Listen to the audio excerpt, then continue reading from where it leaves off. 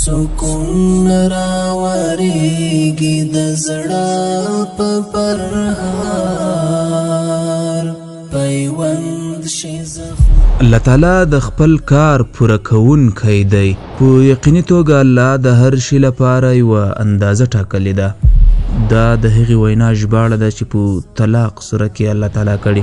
هر شی یوه ټاکلې اندازه او موده لري او بیا ختمیږي، نو دغه دردونه به ختم شي، دغه کړاوونه به له منځه لاړ شي او دا تکې تورې تیارې به په رڼاګانو بدلې شي. د غم ورکې شي راشي سهار رخپور په خیالونو شي یاد د نګار.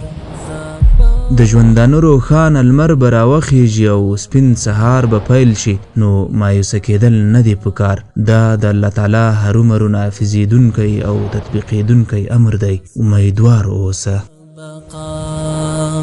دا لار د صراط د تر وصل عظیم مزل یې آسان د ایمان پرانا د عقل ادراک نرسیږي تر دې عروج یې تړلی د سر په